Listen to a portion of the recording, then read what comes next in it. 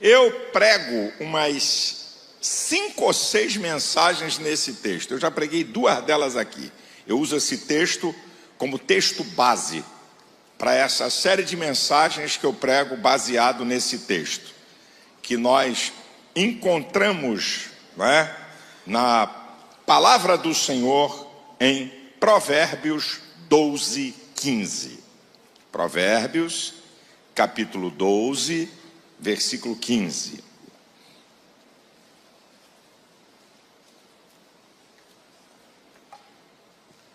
Vou te dar aqui alguns conselhos para uma vida feliz ou uma vida abençoada. O texto de Provérbios 12, 15 diz que o caminho do tolo é reto aos seus olhos, mas o que dá ouvidos ao conselho é sábio. Quem não quer dar ouvido a conselho nenhum é tolo. Mas a Bíblia diz, o sábio Salomão, que quem dá ouvidos ao conselho é sábio. Então, como eu estou tratando aqui com sábios, eu vou te dar aqui alguns conselhos, certo? Eu prego mais 5 ou 6 mensagens baseadas aqui nessa temática. Alguns conselhos para você ter uma vida feliz e uma vida abençoada, tá certo? Então vamos lá aos conselhos. Número 1, viva um dia de cada vez. Pastor, mas não dá para viver. Não dá? Tem gente que está hoje na segunda-feira pensando na quinta, na sexta, no sábado, no domingo, semana que vem, mês que vem. Quando Jesus fala em Mateus 6,34, que você não deve estar ansioso pelo dia de amanhã, basta a cada dia o seu próprio mal. Quando Jesus está falando isso, ele está na continuidade de uma palavra que começa lá no versículo 25, onde ele mostra o ser humano como um ser biológico, psicológico, sociológico, espiritual, e mostra a prioridade do ser humano. Quando ele está dizendo, olha, não andeis ansiosos quanto à vossa vida, pelo que a vez de comer ou beber. Ansiedade está falando do mundo psicológico, comida e bebida do mundo biológico.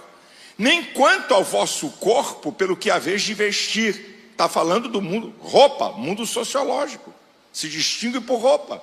E lá no final, no versículo 33, ele vai dizer, mas buscai primeiro o reino de Deus e a sua justiça, e todas essas coisas vos serão acrescentadas.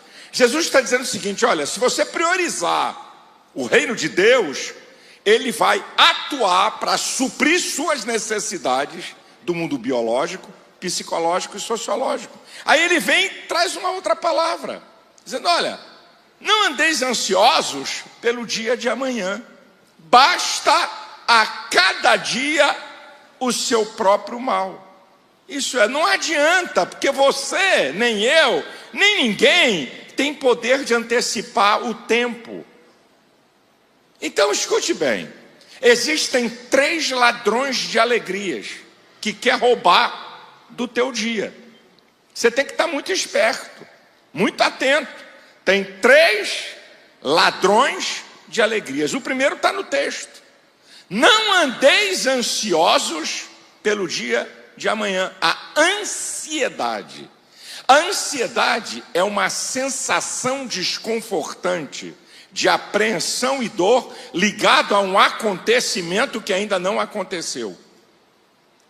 Um pouco de ansiedade não faz mal a ninguém, porque dá a você o desejo de lutar pela vida, de não ficar parado, de agir, de acreditar na vitória. Eu não estou falando dessa ansiedade, eu estou falando de ansiedade exacerbada, aquela que envenena o pensamento e faz você só ver o que vai dar errado e nunca o que vai dar certo.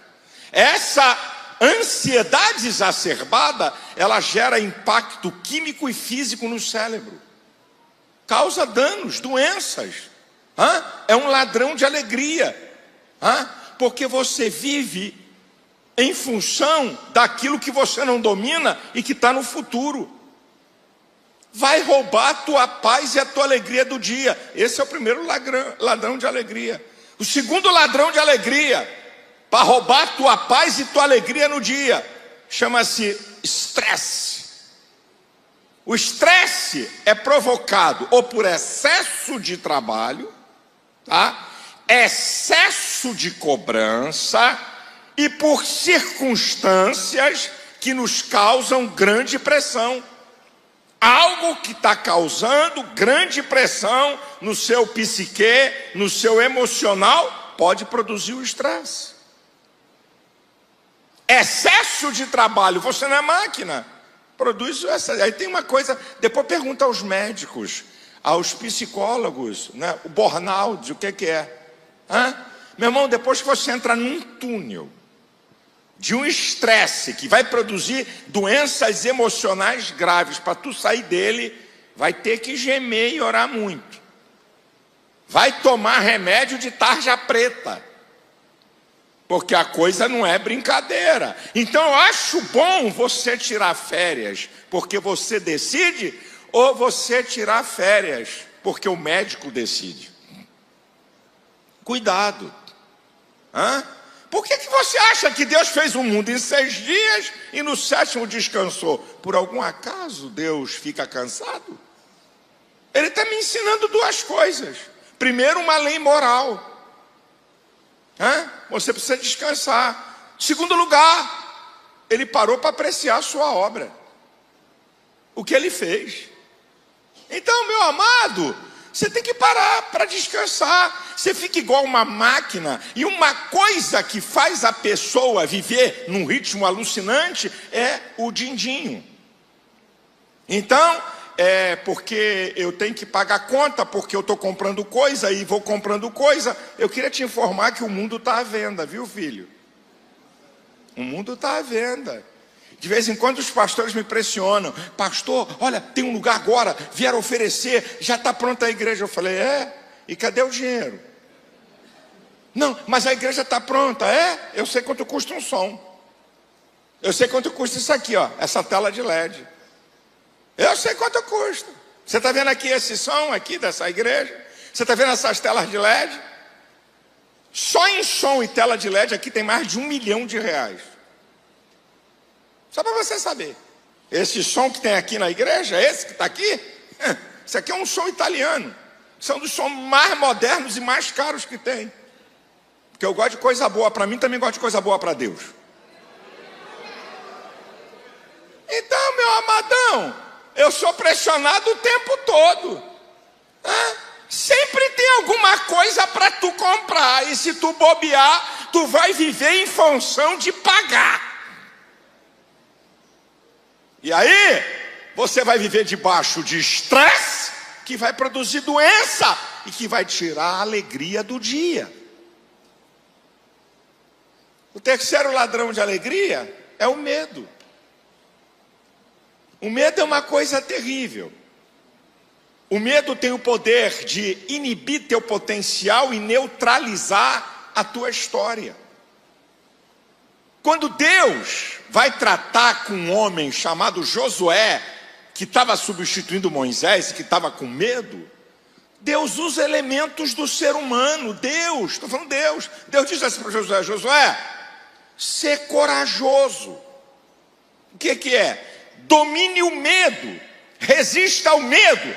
Qual é a diferença do medroso para o corajoso? É que o corajoso domina o medo e resiste o medo. Coragem não é ausência de medo, é domínio do medo e resistência ao medo. Medroso, o medo domina ele. Tanto medroso como corajoso tem medo.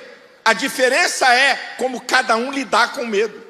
O medroso é dominado pelo medo e pode levar ao pavor, que é medo incontrolável. O corajoso tem medo, mas controla. Mas domina. Ou você acha que esses videozinhos que eu faço, eu não tenho medo nenhum? De Xandão mandar me buscar em casa. Você acha que esse cara não tem medo de nada, rapaz? Eu resisto o medo, enfrento o medo e tenho coragem para ser voz profética e para questionar tudo que está acontecendo aí.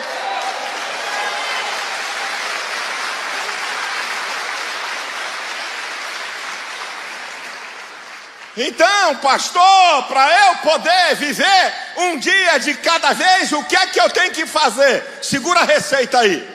Salmo 118, versículo 24. Esse é o dia que fez o Senhor. Regozijemo-nos e alegremos-nos nele.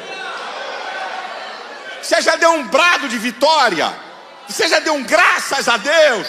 Tô vivo! Maravilha! Se alegra pelo dia de hoje.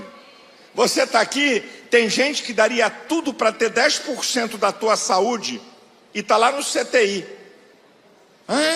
Está lá numa UTI, você está aqui, está reclamando. Está reclamando porque hoje à noite a mulher vai fazer um mexido do que sobrou no almoço. Ele está reclamando. Quer ir para o hospital? Tem comidinha especial. É isso que você quer? Meu irmão, se alegre pelo dia de hoje. E você que tem Deus, você já deu um glória a Deus hoje? Um graças a Deus hoje? Meu amado, olha aqui a receita para você viver um dia de cada vez. 1 Pedro 5,7 diz assim: lançando sobre ele toda a vossa ansiedade, ele tem cuidado de vós. Diga para Deus o que te incomoda. Diga para Deus o que deixa você apreensivo. Fale para Ele. Olha, para você viver um dia de cada vez. Filipenses 4,6 diz: não andeis inquietos por coisa alguma. Antes, as vossas petições sejam em tudo conhecidas diante de Deus, pelas orações e súplicas com ações de graça. Desembucha, irmão. Ora, fala tudo. Senhor, tu sabes. Ai, que novidade. Por que você acha que uma pessoa vai no psicólogo? Eu sou psicólogo, então deixa eu te explicar. O processo de cura começa com a verbalização. Quando você está falando com um terapeuta, através da fala, você está botando para fora aquilo que está aqui dentro. Aí, o camarada passa 50 minutos num consultório de um psicólogo, o psicólogo fala 5 minutos dos 50. Ou 6, ele espelha para você alguma coisa, aí você sai de lá e diz: esse psicólogo é fenomenal. É porque foi um espaço onde você tem a liberdade de falar com confiança. E quando você verbaliza, você bota para fora. Então olha como é que Deus, o psicólogo dos psicólogos, que conhece o ser humano, diz assim: olha, não estejais inquietos por coisa alguma, em tudo, as vossas petições sejam conhecidas diante de Deus pelas orações e súplicas com ações de graça. Desembucha, conta detalhe, diga para Deus. O psicólogo, ele pode, através do seu conhecimento, da sua experiência técnica, formular uma hipótese para o teu caso e se sinalizar. Deus não formula a hipótese, Ele tem todas as respostas para todas as necessidades que você precisa. Como é para você viver um dia de cada vez? Qual é a receita? Olha o que Paulo diz em Filipenses 4,8. Quanto ao mais, irmãos, tudo que é verdadeiro, tudo que é honesto, tudo que é justo, tudo que é puro, tudo que é amável, se algum louvor, se alguma virtude, nisso pensai. O que Paulo está dizendo? Bota nessa tua cachola coisa boa. A mente humana comanda a vontade e os sentimentos. A mente humana é um poder incrível para comandar o ser. O que domina a tua mente vai determinar sobre a tua vida. Então Paulo diz: olha, tudo que é honesto, tudo que é verdadeiro, tudo que é justo, tudo que é amável, tudo que é louvável, se há algum louvor, se há alguma virtude, nisso pensai. Põe na tua cabeça coisa boa. Você quer viver um dia de cada vez? Olha o que diz o Salmo 37, versículo 4 e 5. Deleita-te também no Senhor, Ele concederá o que deseja o teu coração. Entrega o teu caminho ao Senhor, confia nele e o mais Ele fará. Sabe o que é confiar? É perca de controle.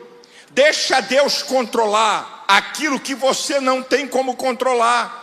Deixa Deus assumir o controle, confia que Ele vai fazer o que você não pode fazer. Então aqui está meu primeiro conselho: viva um dia de cada vez, viva intensamente o dia de hoje. Você está vivo, então tem projeto, tem plano, tem bênção, tem milagre, tem portas abertas para você.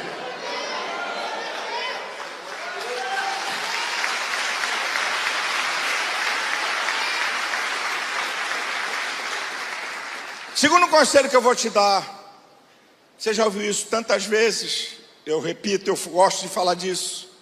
Aprenda a perdoar. Existem 3 leis espirituais que envolvem a questão do perdão. 3 leis espirituais.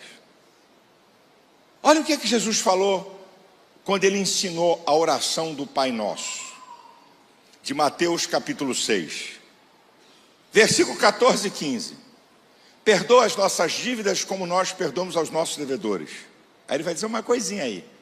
Porque se nós não perdoarmos aos nossos devedores, vosso Pai Celestial também não vai perdoar as suas ofensas.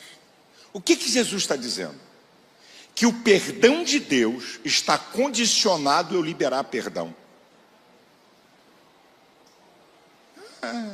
Está olhando para mim espantado? Eu estou citando a Bíblia para você, palavras de Jesus.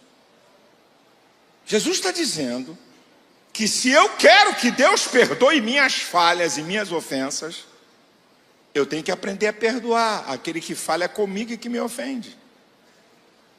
Isso é uma lei espiritual. Se você quer perdão de Deus, libere perdão.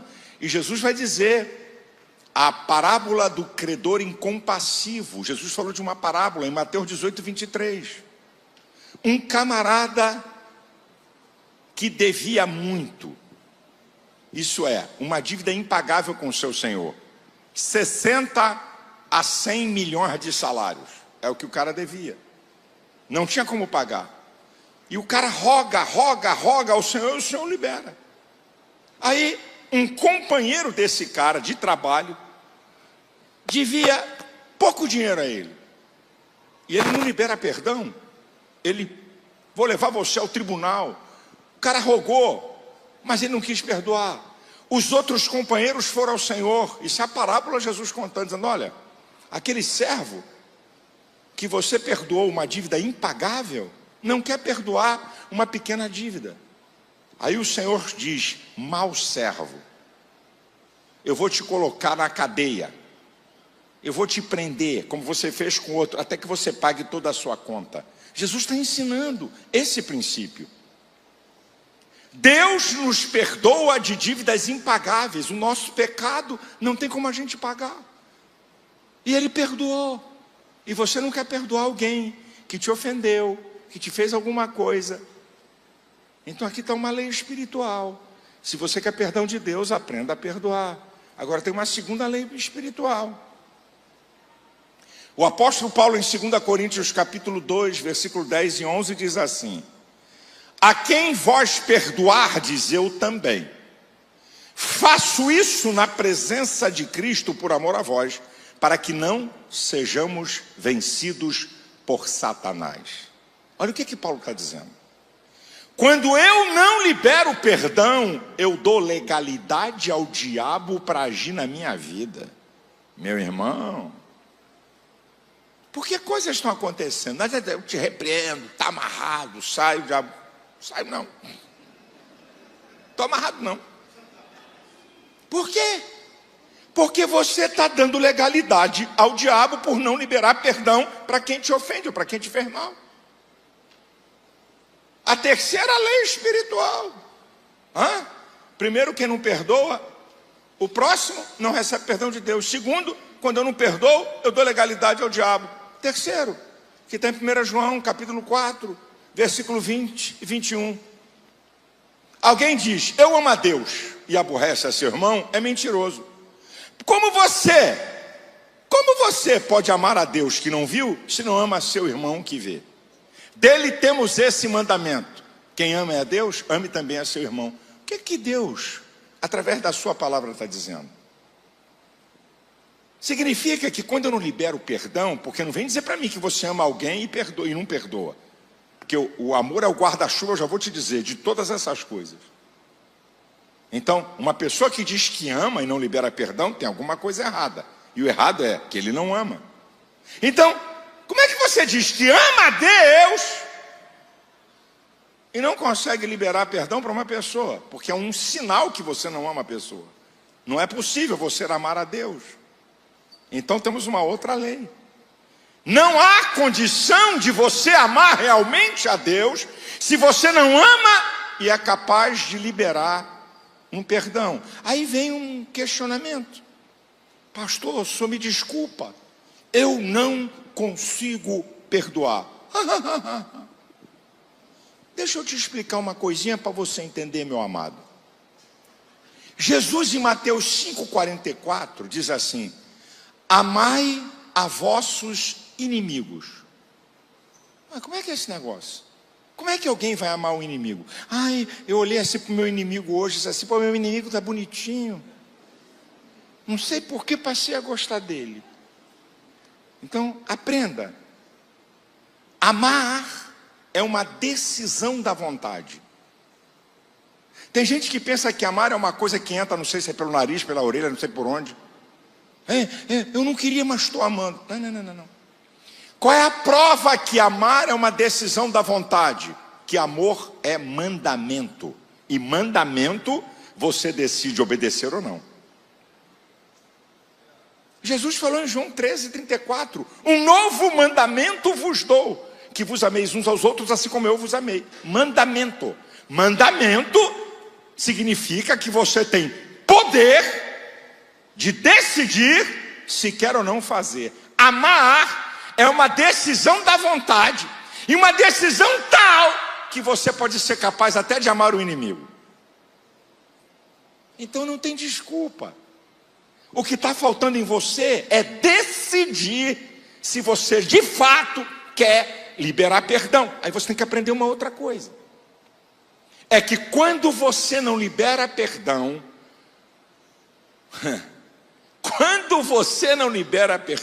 você é o maior prejudicado e não o ofensor. Por quê, pastor? Porque a falta de liberar perdão abre uma ferida que não é na pele, que não é no corpo, não é no soma, mas é na alma. Há mesmo princípio. É uma ferida emocional que fica aberta. E se ela fica aberta, qualquer coisa que provoque angústia, desânimo, vai mexer nessa ferida. Vai doer. É igual o cara que está com uma ferida na mão. Ele tem uma ferida, é grave. Mas quando ele vai trabalhar, ele nem se preocupa com a ferida, porque a atenção dele está no trabalho, então a sensação de dor foi para o ralo. Mas passa um colega e diz assim para ele: rapaz, que ferida feia na tua mão. Rapaz, é mesmo. Ou então, está ele aqui numa boa, uma ferida na mão, tá bom, tudo bem, não está doendo. A ferida está lá, não está doendo. Mas aí ele bate com a mão na quina da mesa, exatamente onde está aquela ferida. Não estava doendo, mas como tem uma ferida, na hora que tocar nela vai doer. Quando você não libera perdão, tem uma ferida no teu emocional. Todas as vezes que você lembrar do fato, vai te machucar. Todas as vezes que você tiver algo que mexa no seu emocional, você está fragilizado emocionalmente. Doença, gente, isso aqui é ciência e a Bíblia está antes dela. Meu amado irmão, meu querido que está aqui essa noite, quando você está com o seu emocional fragilizado, os seus mecanismos de defesa estão diminuídos. Então você é capaz de adquirir certas doenças, incluindo câncer, por fragilidade emocional. Se você não tivesse uma ferida que tem, você teria uma resistência a certas doenças, porque você tem o emocional sadio. Quando você libera perdão, você zera o seu caixa emocional. Você se desvencilha do problema. O maior beneficiado é você. Se Deus te trouxe aqui e colocou essa palavra no meu coração, é porque o Senhor quer curar as tuas feridas a partir da decisão de você liberar perdão. E não venha para cá dizer para mim: pastor, o senhor não sabe o que aconteceu. Quer que eu diga as coisas mais graves da vida? Eu vou dizer para você. E quanto mais grave, mais machuca. E quanto mais grave, maior tem que ser a sua iniciativa de liberar perdão. Porque quanto mais grave for a ferida, mais ela vai doer e trazer resultados negativos. Então não venha para cá dizer para mim: pastor, eu fui abusado ou abusada por pai, por mãe, por irmão. Coisa grave, coisa séria. Mas se você não liberar perdão, você vai levar isso a vida toda, e esse sofrimento a vida toda, que vai perturbar o teu emocional a vida toda. Olha o que é que diz a Bíblia, para você entender sobre o poder do amor. O apóstolo Paulo fala em Colossenses capítulo 3, a partir do versículo 13: revesti-vos como santos, eleitos e amados de Deus, de entranhas, de misericórdia, de benignidade, de humildade, de mansidão, perdoando-vos uns aos outros, se algum tem queixa contra o outro, assim como Cristo vos perdoou, assim também fazei vós, e sobretudo revesti-vos do amor, que é o vínculo da perfeição. O amor é o guarda-chuva do perdão, da misericórdia, da humildade. E o apóstolo Paulo está dizendo uma palavra: revesti-vos de entranhas. Não é algo superficial, é algo que está arraigado em mim. Você pode me fazer um mal, na hora eu fico até aborrecido, mas eu não consigo guardar rancor, eu não consigo guardar ódio, porque está entranhado em mim o amor de Deus. Se você quer ter uma vida feliz, libere perdão. Senão você vai ficar marcado por coisas do passado que você não tem como ir lá atrás para consertar, meu filho. Zera isso! Prossiga na vida. Deus tem bênção, Deus tem vitória, Deus tem porta aberta para você. Não fique preso a coisas lá de trás que você não tem como voltar para consertar. Siga adiante. O teu passado pode ter marcas, mas o teu futuro está intacto. Basta, com a ajuda de Deus, construir uma nova história.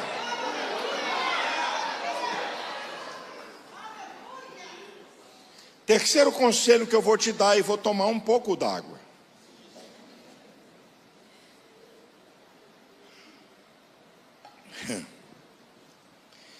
Terceiro conselho que eu vou te dar: tome cuidado com a língua. 1 Pedro capítulo 3, versículo 10 diz assim: quem quer amar a vida e ver os dias bons, refreie a sua língua do mal e os seus lábios não falem engano. Provérbios capítulo 21, versículo 23 diz: o que guarda a sua boca e a sua língua, guarda a sua alma de males. Olha o que você anda falando, para quem você anda falando e o que você anda falando. Provérbios 17, 28 diz que até o tolo, quando se cala, se passa por sábio, e o que cerra seus lábios por entendido. Provérbios 11, 25 diz: como maçãs de prata em salvas de ouro, assim é a palavra dita a seu tempo. Cuidado com o que você fala. Tiago capítulo 3, versículos 6 e 10. Ele diz que a língua tem poder de contaminar o corpo, é inflamada pelo inferno, muda o curso da natureza, tem poder para abençoar e amaldiçoar. O que é que você anda falando para quem? O que você anda falando para a tua esposa? O que você anda falando para o teu esposo? O que você anda falando para filhos? O que você anda falando para os teus funcionários? Do teu departamento, da tua empresa? Você não tem ideia do poder da palavra. Você pode levantar e arrasar uma pessoa. Tem pessoas na sua história marcadas por palavras malditas de pais e de mães. Eu estava conversando, eu já levei mais de 35 caravanas, mais de 35 anos que eu faço caravana para Israel. Até a data tem que corrigir. É de 13 a 26, não de 10 a 20. Aí, conversando com o guia de Israel, ele falou: pastor, por que o senhor acha que o judeu tem uma autoestima elevada, acredita em vitória? Dá um dos motivos aí. Eu falei: vamos deixar de conversa, fala logo. Quem ajudou é você? Vou ficar aqui gastando minha mente para uma resposta que você já tem? Aí ele riu, falou: eu vou dar uma dica para o senhor. Quando o garoto chega em casa e que ele foi reprovado, ou tirou uma nota baixa no colégio, e que ele chega choramingando, a mãe judia diz assim: meu filho, você é muito inteligente, são eles que não estão te entendendo. Interessante. Como é que trabalha na autoestima do cara? Eu já, não sei se eu falei aqui, um dos caras mais inteligentes que já cruzou a minha vida, Dr. Myles Munroe. Ele faleceu num desastre aéreo do seu avião, um erro do seu piloto. Era um grande amigo. O cara mais inteligente que já cruzou na minha vida. A história de Myles Munroe é interessantíssima. Ele, das Bahamas, até 1972, as Bahamas era uma colônia da Inglaterra. Então, as Bahamas eram um entreposto de escravos que chegavam para a Nova Inglaterra. Então, uma nação de negros. E o professor de Myles Munroe era um escocês preconceituoso. E na escola ele não estava conseguindo entender uma matéria. E o cara explicava, ele não entendia, explicava, ele não entendia. O cara foi se irritando e disse assim: você é um idiota, você tem cérebro de macaco, você não vai ser ninguém na vida. Ele foi para casa chorando. A mãe dele, uma mulher de Deus, semi-analfabeta, mas sábia. Ele chegou em casa chorando e falou: mãe, eu não volto mais para a escola. E a mãe, com muito carinho, disse: o que foi, meu filho? O professor disse que eu sou um idiota, que eu tenho cérebro de macaco, não vou aprender nada. Ele falou: senta aqui. Não, o professor está mentindo e está falando bobagem que não sabe. Você é a coroa da criação de Deus. Não há um ser tão inteligente e tão complexo quanto você. Com a ajuda de Deus e seu esforço, você pode chegar em lugares muito altos. Diz Dr. Myles Munroe, falando para mim, aquilo mudou o seu mundo. Bem, resumo da ópera. Todos os livros de Myles Munroe nos Estados Unidos são best-seller. Todos. Eu tenho alguns na nossa editora. Eu nunca vi ninguém pregar sobre o reino de Deus como esse cara. Nunca vi. E a sua capacidade, conselheiro de presidentes, conselheiros de donos de mega empresas, de CEO. A última vez que Myles falou para o corpo docente da Universidade de Harvard, a universidade número 1 do mundo, ele foi chamado para dar uma palestra para professores. Durante 3 horas ele falou. Quando ele acabou de falar, os professores aplaudiram esse cara 5 minutos sem parar. Inteligentíssimo. Inteligentíssimo. Eu estou dizendo para vocês, o cara mais inteligente que já cruzou na minha vida, que me deu conselhos importantes. Agora imagina se ele ficasse marcado pela palavra de um professor preconceituoso, racista. O que ele seria? E se não tivesse uma mãe sábia para liberar uma palavra boa? Cuidado com o que você fala. A língua. Cuidado. Mateus capítulo 15, versículo 18 diz: o que sai da boca e procede do coração é isso que contamina o homem. Mateus 12, 34 diz: a boca fala o que o coração está cheia. A boca é o porta-voz do teu coração, mente, vontade e sentimentos. Agora escute isso aqui. Mateus 12, 36 e 37 diz que nós vamos dar conta por todas as palavras. E aí Jesus vai dizer uma coisa: pelas suas palavras você vai ser justificado, e por suas palavras você vai ser condenado. Cuidado com a língua.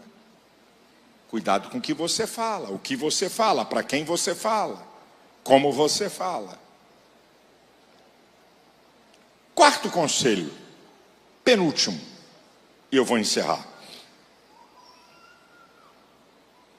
Quarto conselho e último. Gosto de falar disso aqui, porque isso aqui tem a ver com a minha história, tem a ver com fatos, e não apenas não tem nada contra, por favor. Não tem nada contra, não estou aqui para criticar nada, mas eu fico vendo hoje esse negócio de treinadores. O cara está treinando gente, nunca teve empresa, não sei qual é a empresa que ele teve, não sei qual é o negócio que ele teve. Coach. Não tem nada, não estou aqui, eu conheço alguns que são meus amigos e gente de Deus.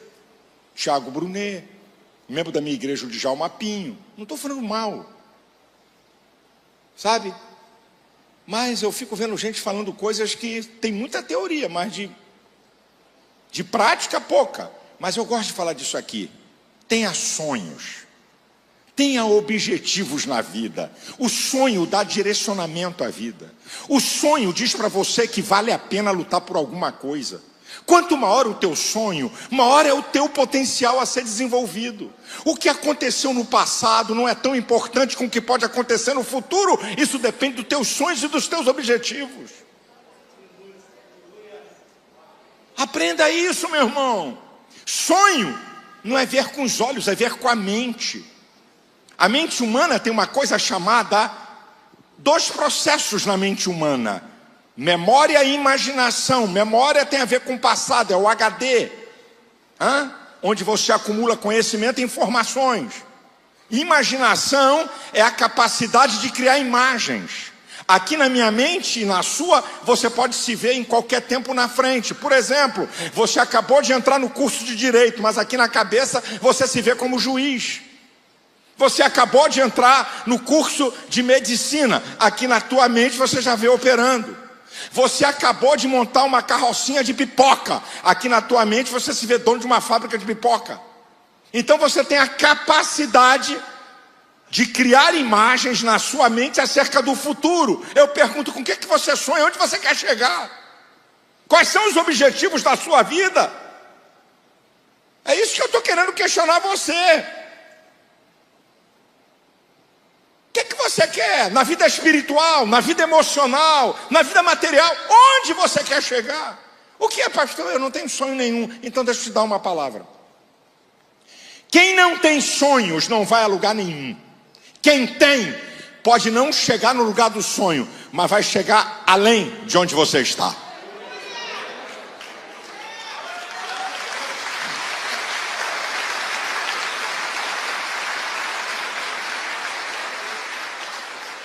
Eu vou só te dar uma dica, 4 coisas importantes para o teu sonho.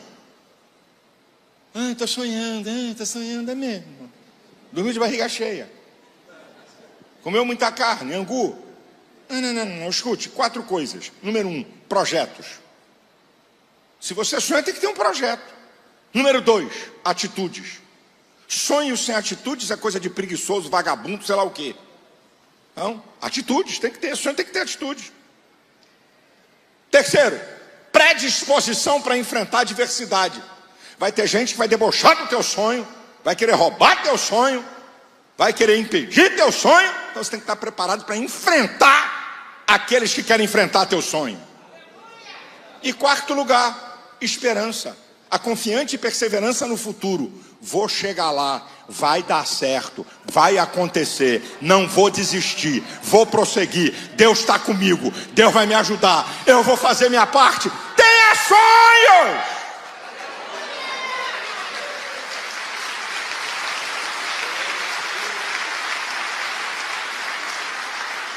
Aprenda, meu irmão, o que eu vou te dizer aqui. O mundo de um homem ignorante é determinado pelo limite do seu conhecimento. O mundo de um cego é determinado pelo limite do seu tato. O mundo de um homem que sonha não tem limites. Aonde você quer chegar, meu filho?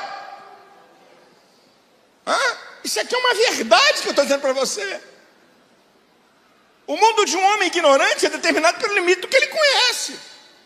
O mundo de um cego é determinado pelo limite do seu tato. Quanto mais apurado for o tato, mais longe ele vai. E o mundo de um homem que sonha não tem limite.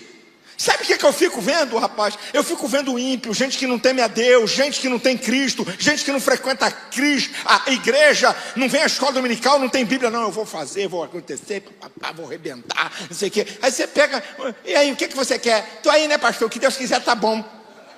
Aí Deus não tem nada a ver com essa incompetência desse cara, não. Os crentes querem que Deus faça aquilo que você tem que fazer. Eu tenho uma notícia boa para você.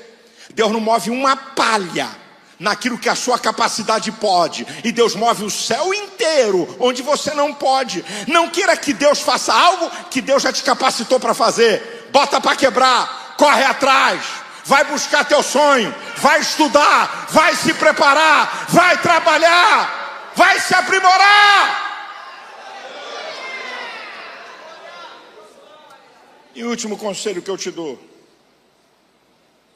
priorize Deus na sua vida.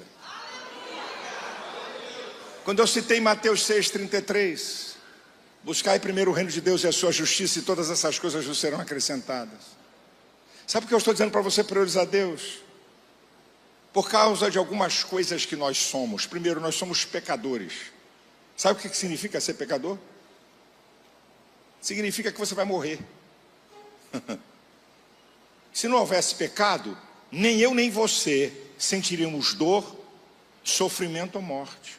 A prova de que todo homem é pecador é que ele morre, é que ele sofre. Agora tem uma outra coisa. A Bíblia diz em Romanos 14:12 que cada um de nós dará conta de si mesmo a Deus. Não pensa que outro vai dar conta para você, não. Depois que eu morrer, vou deixar aqui uma grana. Acende uma vela com 7 dias, depois outra com 30. E a cada 30 dias uma vela para ver se ilumina meu caminho. Ai, que gracinha. Quer dizer que você transfere para outros aquilo que você praticou durante a vida toda? Hebreus 9:27 diz: ao homem está ordenado morrer uma só vez e depois segue-se o juízo. E com todo respeito, não estou aqui debochando da religião de ninguém. Para pensar comigo, por favor. Você acredita em reencarnação? Você acredita em aperfeiçoamento? Então pensa comigo. Se você acredita nisso, pense comigo. Você não é o que você pensa que é. Você é alguma coisa que já foi, não sabe o que é, nem sabe o que vai ser. Na verdade, é você depositário de alguma coisa, pagando o pato de outro que fizeram. E que tu não sabe nem o que fizeram, mas tu está pagando o pato. Dá até crise existencial. Eu não sou o que sou. O que você é? Não sei. Eu sou alguma coisa que está evoluindo aqui. Mas que conversa é essa, rapaz? Você é a coroa da criação de Deus. Você é indivíduo. Você é uno no planeta Terra. Deus ama você, quer salvar você, quer perdoar teus pecados, quer transformar você, quer te preparar para a vida eterna. Priorize Deus na sua vida.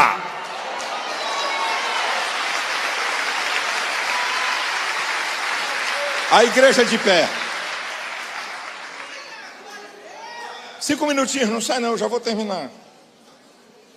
Eu não sei se você reparou, mas se você não reparou, eu faço você reparar.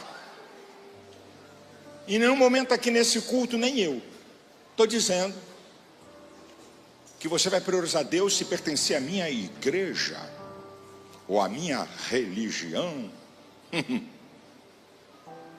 Não é a minha igreja. E também não estou falando de religião. Eu estou falando de um Deus poderoso, que muda a nossa vida, que perdoa o nosso pecado, que liberta o homem, que traz a paz que o homem não tem, que preenche os vazios existenciais e que ainda dá vida eterna. Mas essas coisas só são possíveis àquele que crê. Quem nele crê tem a vida eterna. Quem não crê não verá a vida, mas a ira de Deus sobre ele permanece. Eu creio na Bíblia. Deus ama você. Deus quer levar você a um novo patamar, uma nova estação na vida. Todo ser humano nasce com 3 vazios, querido.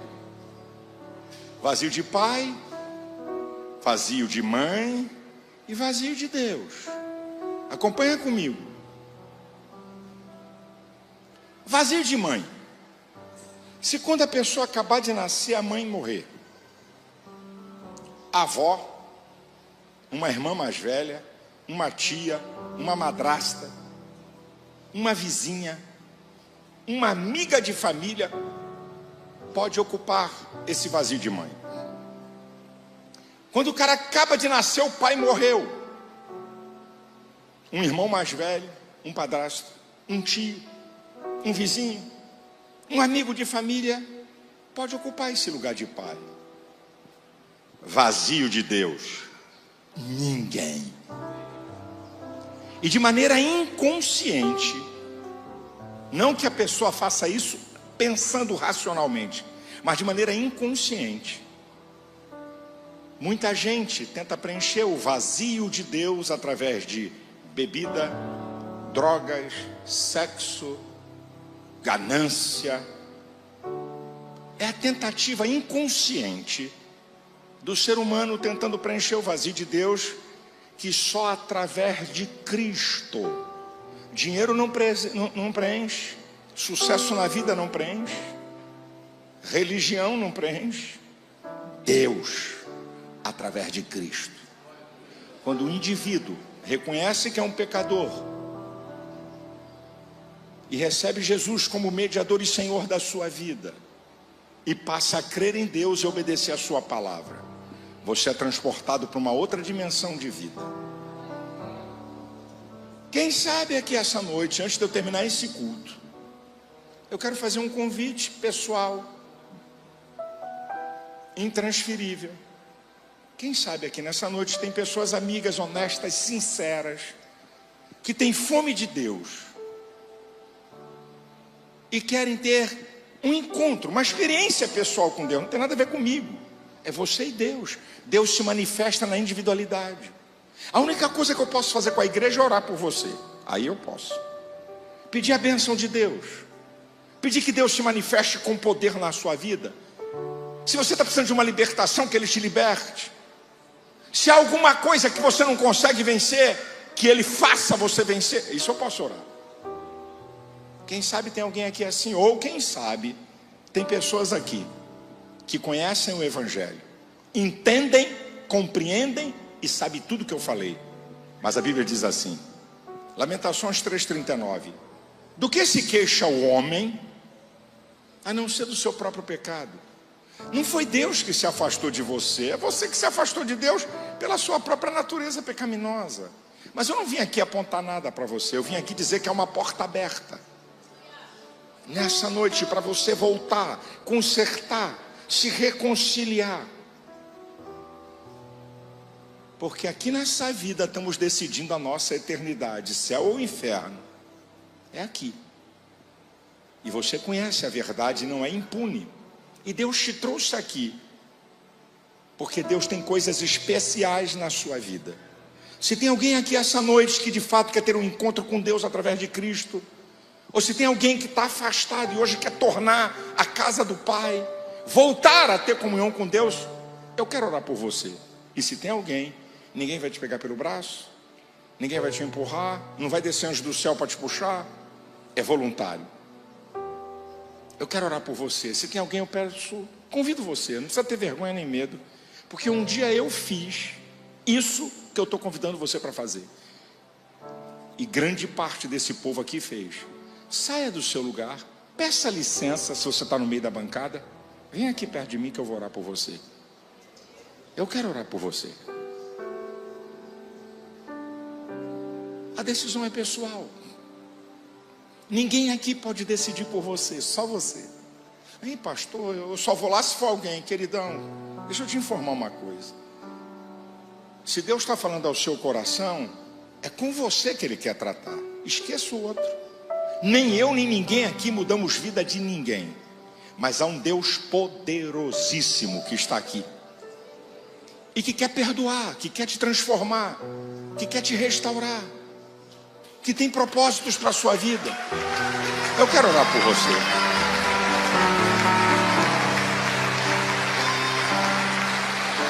Deus te abençoe, querido. Eu quero orar por você. Deus te abençoe, querido.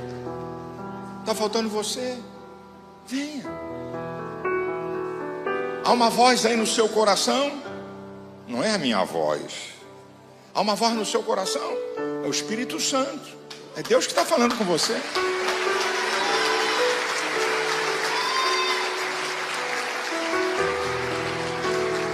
Eu quero orar por você, querido, querida.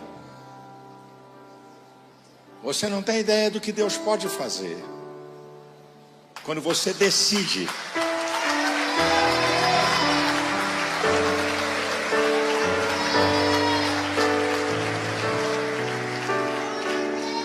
aleluia.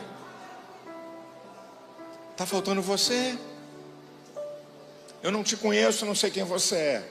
Mas há quanto tempo você está afastado? Há quanto tempo Deus tem dado sinais para você de que você precisa consertar, voltar, acertar? Porque você está brincando com coisa séria, com a sua eternidade. Você conhece o Evangelho, mas conhecer não é suficiente.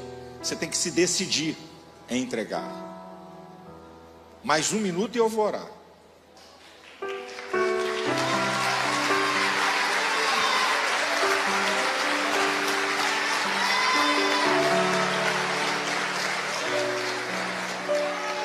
Quero orar por você. Deus sabe as angústias da tua alma, tudo que vai no teu coração. E Deus tem poder de mudar, libertar, transformar, quebrar cadeias.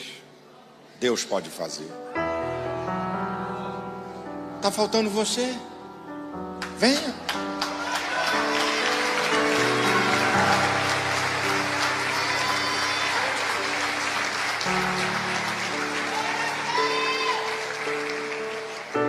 Eu repito, eu não salvo ninguém.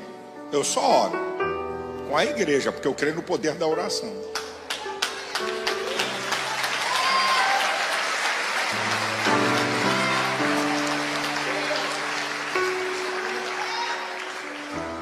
É nesse dia, nessa noite, nesse lugar. Você pode pensar que não, mas Deus marcou um encontro com você aqui. E Ele quer se manifestar na sua vida.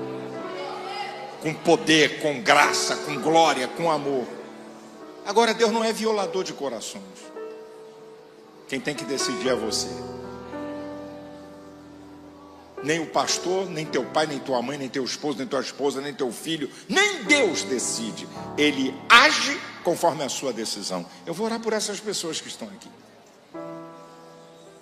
Eu vou terminar dizendo uma coisa para alguém aqui. Nunca diga que Deus não te deu uma oportunidade, porque te deu aqui hoje. E você está inexcusável. Isso é, não tem desculpa.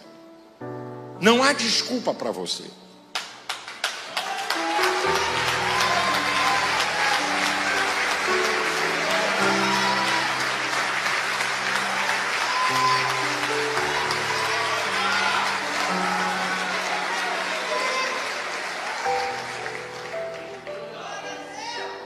Aleluia.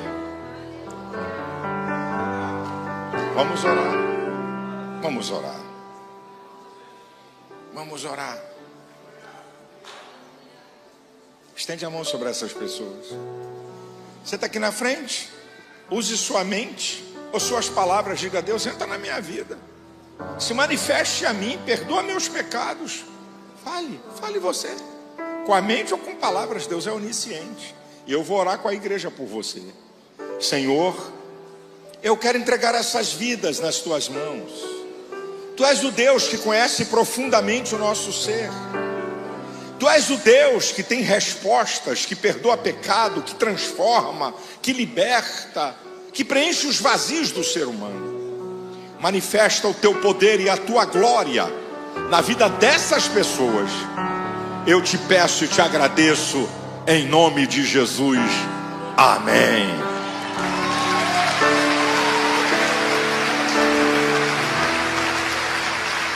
Eu queria pedir um minutinho a você. Eu quero dar um livro meu pequenininho, fácil de ler, de presente para você. E como você pode ser uma pessoa completa. E também o Evangelho de João, uma encadernação muito bonita. Um evangelho muito precioso para você ler, que vai ajudar você na sua vida. 3 minutinhos aqui numa sala. O pessoal vai anotar seu nome para orar por você e vai te dar os 2 presentes, vai te liberar, porque eu vou encerrar o culto. Deus abençoe vocês. E eu te dou mais um motivo, porque Deus faz além do que pedimos ou pensamos, uma resposta às nossas atitudes condizentes com a palavra. Segundo Crônicas 26:5 diz que um rei Uzias, diz lá, e quando Uzias buscou ao Senhor, Deus o fez prosperar. Ele buscou a Deus, como resultado, Deus fez coisas que ele nem pediu. Deus o fez prosperar. Gente, nós queremos receita pronta. Você quer além do que você pede e pensa? Obedeça a Deus. Tenha uma vida santa. Seja fiel e prudente. Tenha fé. E tome atitudes em consonância com a palavra. Agora eu vou terminar minha palavra dizendo o seguinte. Qual a condição e por que objetivo que Deus faz além do que pedimos ou pensamos? Está no texto. Olha o que diz o texto. Ora, aquele que é poderoso para fazer tudo muito mais abundantemente além do que pedimos ou pensamos, segundo o poder que em nós opera. A esse, glória na igreja, por Jesus Cristo, em todas as gerações e para todo sempre. Vou repetir o texto. Aquele que é poderoso para fazer tudo muito mais abundantemente além do que pedimos ou pensamos. Mas ele faz isso como? Segundo o poder que em nós opera. Aqui está a condição. Sem Jesus, sem Cristo na sua vida, querido, não estou falando de religião, não estou falando de minha igreja, sem Cristo, Deus não faz além do que pedimos ou pensamos.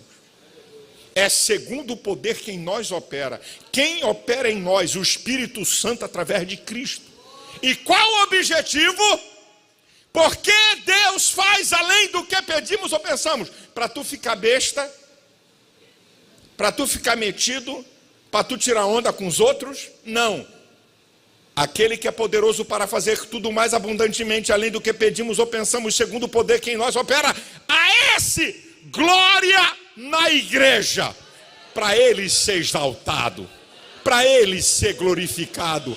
Quer comais, quer bebais, quer façais outra qualquer coisa, fazei tudo para a glória de Deus. Deus quer fazer mais do que você pensa e pede, para ele ser glorificado através da sua vida.